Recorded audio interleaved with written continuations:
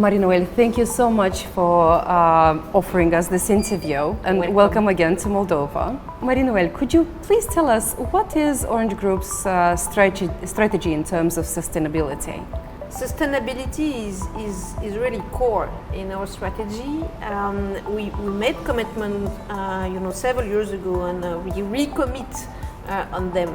Climate change is really becoming something important for all of us, and we want to be a pioneer. We want to play a role for a greener planet.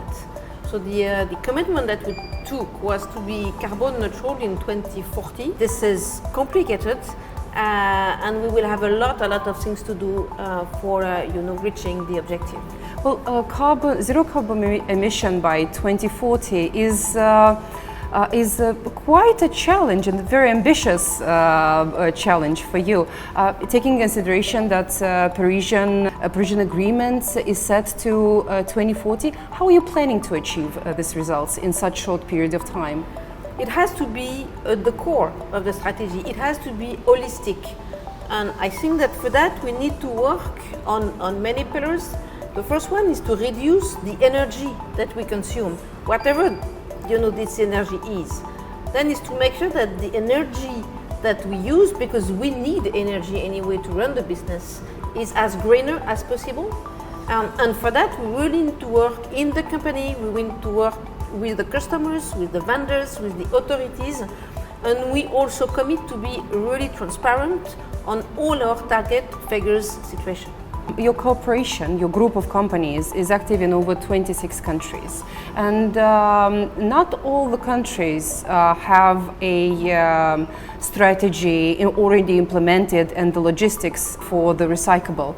How do you manage to transform and redirect to the strategy and implement it within all the group? You're talking about circular economy? Indeed, I am. So for circular economy, of course, we need to build an ecosystem, because you need to collect the device. We need to be able to have second-hand device to sell them to our customers. Same for the network, the light box, the set-top box. We need to have an ecosystem in order to make sure that we can go from the beginning to the end, and that we have a virtual cycle. We do have partners in some countries. We are also discussing with them so that they can follow us in our footprint. We are also talking with authorities because it's very important that these second-hand devices or this flow is absolutely doing in a consistent way towards legislation, regulation, and so on. So we need to build an ecosystem in order to make sure that we increase the number of refurbished device and collected device. How does Orange contribute to promotion of the circular economy, and how do you measure its impact? On circular economy, it's about our customers.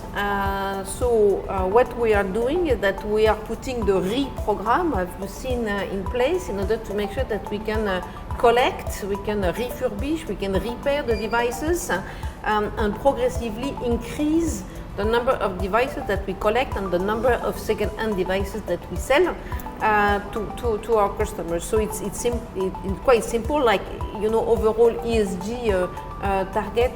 We are committed as manager in the company everywhere. This is part of our bonus, so that we are really making sure that we have explicit targets step by step, because you're not going to the moon in once.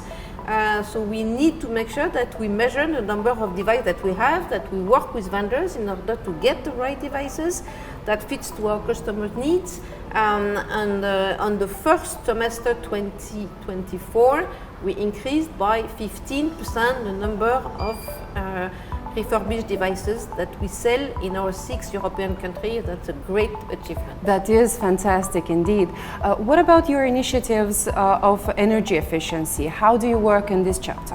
Energy efficiency, it's all about running the company consuming less. So of course we do consume, and we consume even more because our traffic is growing. Of course, it is. And we have, more or less plus 30% data in our network from one year to another. So we need to absorb this growth and even to do better. And last year we managed to decrease our energy consumption by 4%, despite an increase of 32% on our network. So, 4% is not enough, but it's more than the growth, and we are still going down. So for that, we are working on the network. The network is more than 85% of our energy consumption. So this is absolutely key to work on the network by working with the vendors. When we select new equipment, we are putting a huge weight on ESG criteria so that the equipment by itself is consuming less. We are implementing features, meaning when the network is not working overnight, we need to make sure that it consumes as less as possible, just the minimum to be wake up by the customers if he wants something, and then he can demonstrate all capabilities, but we don't need all capabilities all the time. So we need to work on new features on the network. We need also on the network to use refurbished equipment because it works also. So it's very important, and we've been working. I remember that I signed back in before 2010 the first discussion with the vendors about partnership, how we can do some research on how to be greener. So it's a long-term journey, and we need now to implement in the country. We need also to put some solar panel. So it's all about making sure that step by step we can move forward. It's a big challenge not only to re-educate internally and implement the certain regulations, but it's very important to work also with the customers. How do you teach them to be more green, eco-friendly, and recycle more? It's very important to make sure that we move at the same speed. Otherwise, if we, whatever we do, if we are not, fitting the needs of the customers, it won't be a success neither for them, neither for us. So first of all, we need to have the right offer. This is why we're working with the vendors to make sure that on the refurbished device, it means something for them. We are also working on the boxes so that all the material are greener, that the sleeping mode of the box are deeper so that we consume less when the box is not working, and we communicate to the customers. And I guess that's very important to explain to our customers why we are doing that and what it would bring to them and to us.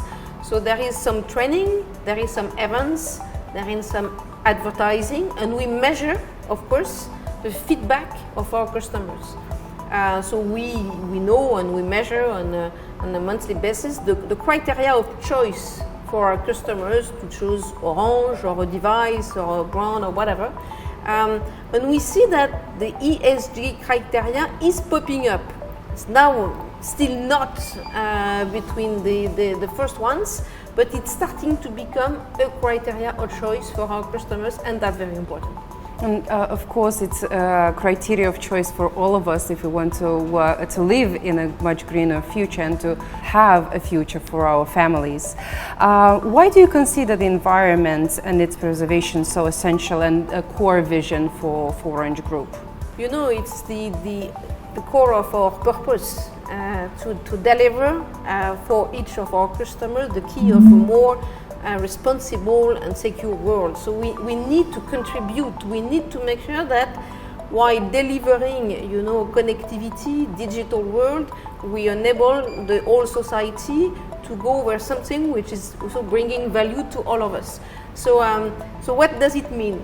We can be seen as part of the problem and part of the solution. The part of the problem because the data in our networks are growing and growing, so we need to contribute, we need to control, and this is what we were just talking about. But we're part of the solution because we help our customers to consume less. When we are not traveling because we are working differently, we consume less.